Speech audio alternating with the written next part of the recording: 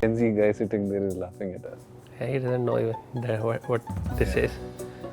You were an introvert. I am an introvert.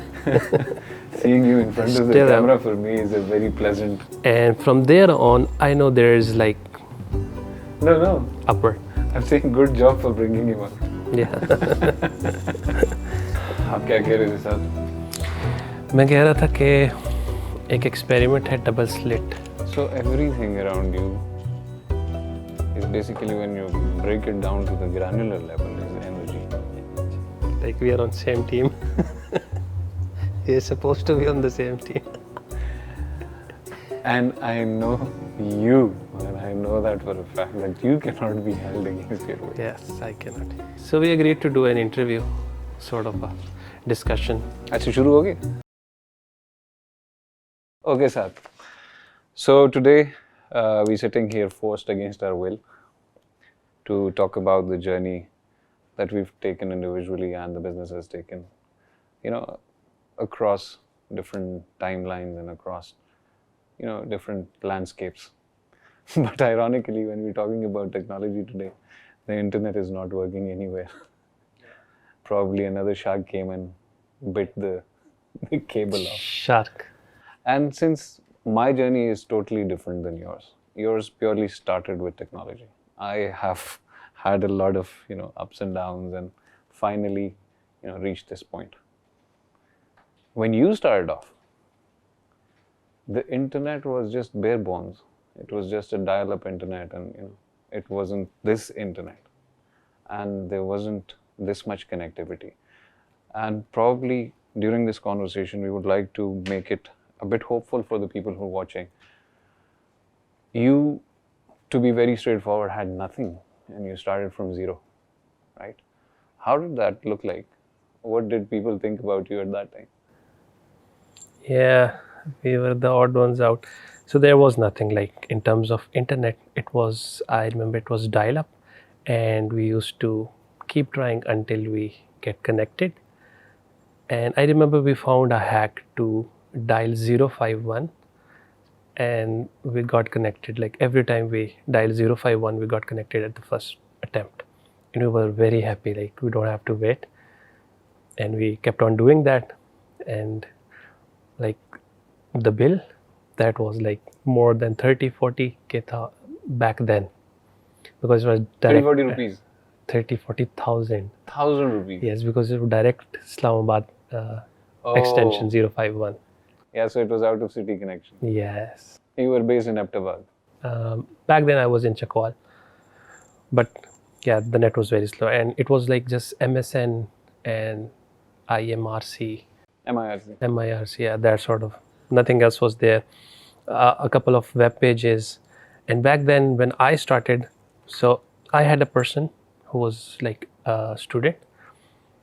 He was senior, and he started giving me some ideas about how forums work. Back then it was like... Yeah, the internet forums. Internet forums, yes.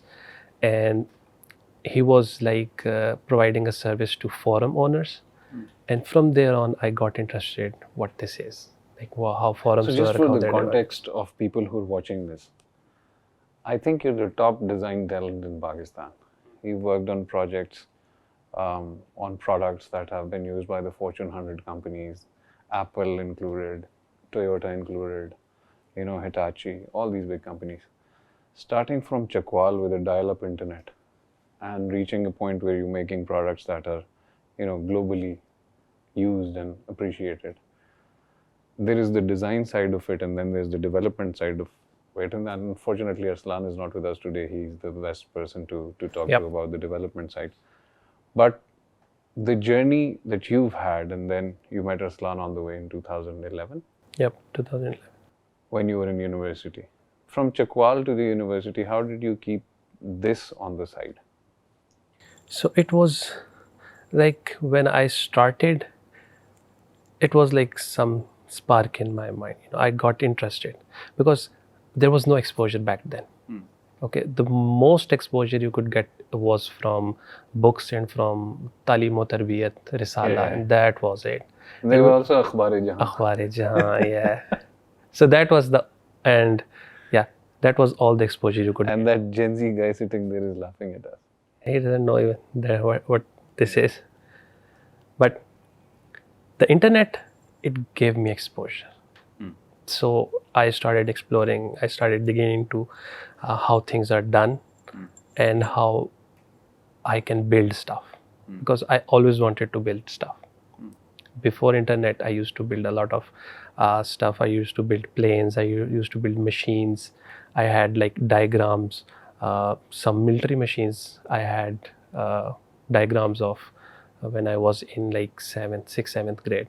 So I was interested in building and I found a way to build. And from there on, I like went into details how things are built. Back then it was Photoshop 5.0. And when did you realize the financial side of it? Yeah, when I had my Because first.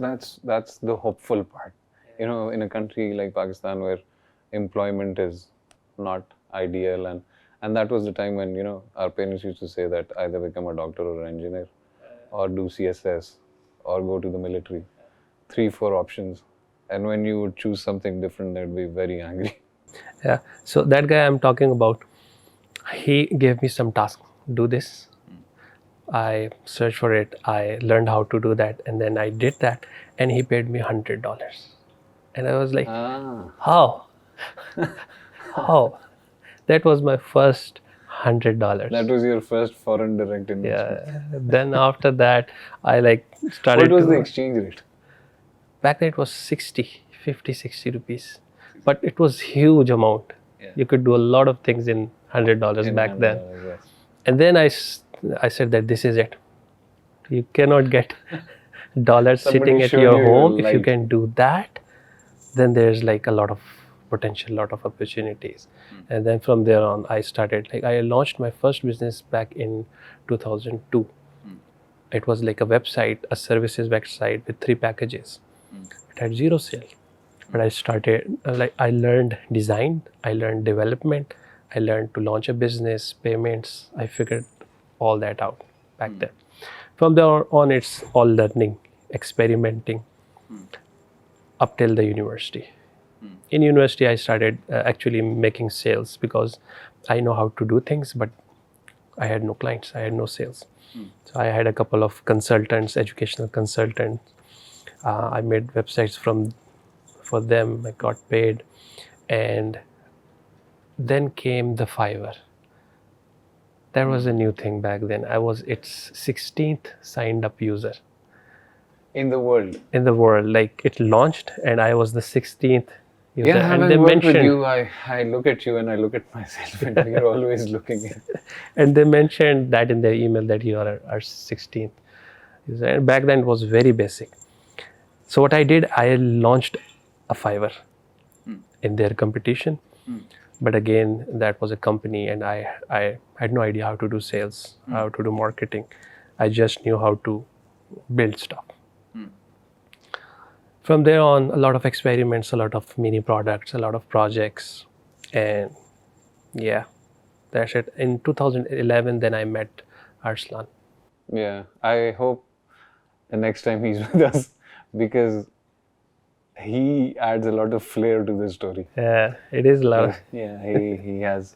So I'm So the going characters that you have and the characters that he has, yeah, they're like poles apart. yeah, You know, I have worked with both of you now for quite some time now, and he is a different beast. And you know, he's like get shit done, discipline, do things on the days you don't feel like doing it, and you come at 3 p.m. You know, yeah. open I'm up a little. slow and steady. So I would say my superpower is consistency. So I believe if you do something consistently for a specific period of time without counting on any outcomes, you reach to a stage where the outcomes, whatever they are, the financial, anything, they come to you. So yeah, this So it's is basically the journey. You know, I think it's a very well-known fact now that financial stability is probably a happy side effect of your personal growth. So I enjoy things basically. Until you know the niche that you're growing in. You can grow in many ways, but I'm talking more about professional growth. If professionally your personal growth is going up, your finances eventually go up, right? And this is what we discuss in our conversations, that people start thinking about their households, their kids, their families along the way, and somehow lose track of their own selves, right? But the actual fact of the matter is that unless you grow, you cannot make others grow. And that's what I liked about Alpha Squad when I was joining you guys and I saw the tagline. It was unlocking human potential, Yes. right? And when you talk of potential, it's not the degree, it's not your school, it's not your college, it's not what other people think you are, it's who you think you are, right? And I think 99.9% of the people who we see around us, they have not realized their potential. It's there in everyone, right? And that's why 99% of the people are not as successful as the 1%. It's a Elon Musk's tweet. It reminds me of that, when he said, a few days ago, he tweeted that people call me lucky, but they don't realize that I've been working for 16 hours a day, 7 days a week for the last 16 years. Yeah. Right? So if you put anyone through that hustle, yeah, they're going to make it. They're going to make it. Yeah. And by the end of the day, talent can only take you so far. Right? You can be less talented, but if you're disciplined, if you put in the work day in, day out, the results, you have a dead end, you have a deadline, you reach the deadline, you get shit done. That's much better than someone who's talented but doesn't do anything. Right? And with motivation, you're motivated today, you're not motivated tomorrow. Right? So if you start going with that flow, success basically stands on the foundation of discipline. I think you both were quite disciplined. Yeah, we were back then, so there were not many distractions. So I think in today's time, the most important thing everyone needs to learn is the focus. That is the skill that needs to be learned. Back then, there were not many distractions. Yeah. So if we were to code, we used to code and design stuff for like 16, 18 hours straight. And we had like 3 days with just 6 hours of sleep. And we were working because there was nothing else to do. There were no distractions, there were no social media, nothing else. We were very focused. Yeah, so one of the enemies these days is doom scrolling. Doom scrolling, social media, and then you have this shiny object syndrome. Yeah. So everything seems like if you do that, you're gonna make it.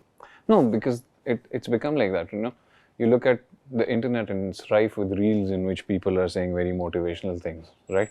For the next 15 seconds. But when you go to the actual context of it and you look at the whole content, they're probably, explaining their journeys in which they had a lot of failures and they didn't give up, in which, the conditions around them were not ideal, in which their finances were not very nice, in which their work environment was not very good. But the internet has now come to taking those little bits and pieces that are very feel good kind of. Yeah, the dopamine. Yeah. And they throw that to you. And even if you go to your general friends' Instagram, since you know them, right?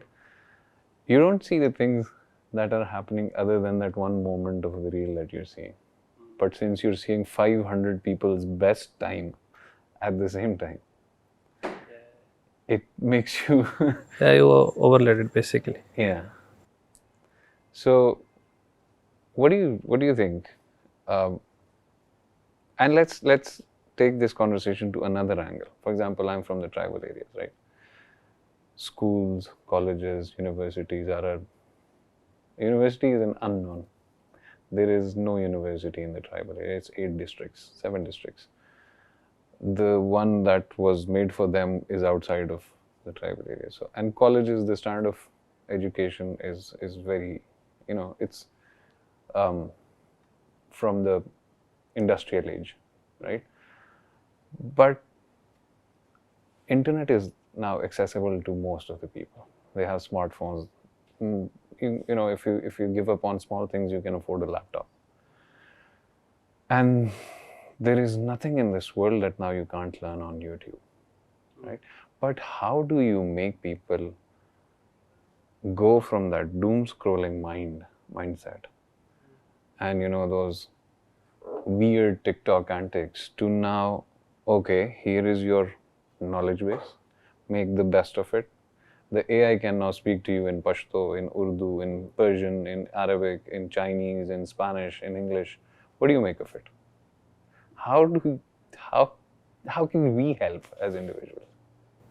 So we can give like the platforms, we can give the knowledge base, we can even give motivational talks, we can give maybe plans. But again, focus is something that was not a skill to be learned back then. It was by default. You had nothing else to do. Now you have to learn focus. By focus, I mean you need to spare 90 minutes. Okay, and you like turn off everything in those 90 minutes. Do just one thing and do it very well with focus. Once you do that multiple times daily, 2 times daily for a week, or I would say a month, then you acquire that focus skill. Once you do that, and I would say take any skill, anything that interests you, that makes you happy, spend time on it for consistently for some time, then you'll start using it. Results. Yeah. So you basically scored neuroplasticity when Yes. So you need to like rewire your you mind. need to make your brain release the certain chemicals that are required to focus. So for now, everyone is like overloaded with dopamine. Okay, so the company, multi-million-dollar business now, right?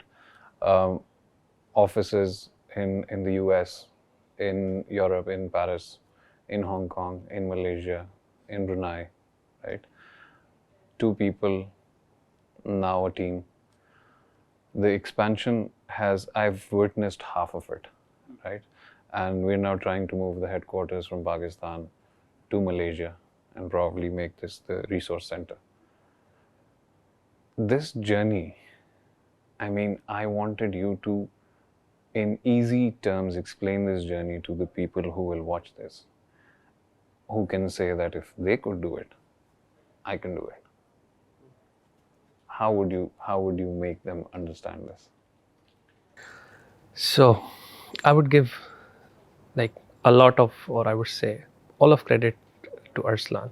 And there's one thing that is the grit. So everyone is afraid. Inside, everyone is afraid of something. The key is to go in the wild, face your fears and do it. There's no other way. Just do it. If you have something to do, if you plan something to do, start somewhere, face your fear, go into the wild and do it. Unless you do it, you won't understand what are the growth opportunity, where you can head, what can you learn, what can you do.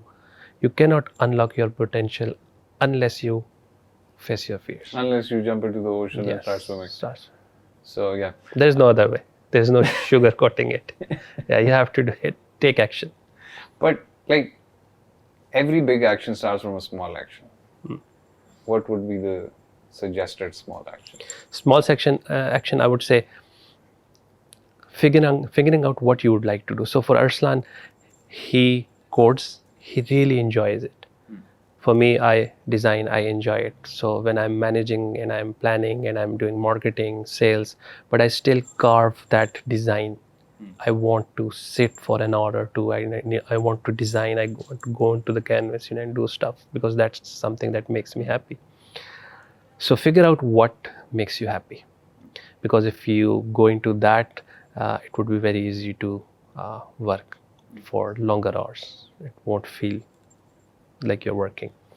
Once you do that, and then consistently do this for a longer period of time until you acquire that skill to a stage where you can get a financial output out of that. Then there's like, you need to survive in this age. You need to learn sales, you need to learn marketing, you need to sell yourself, your services. If you have acquired a skill, now you need to sell it. Yeah, so by the end of the day, everything is sales, right? So, yeah. Parenting is sale.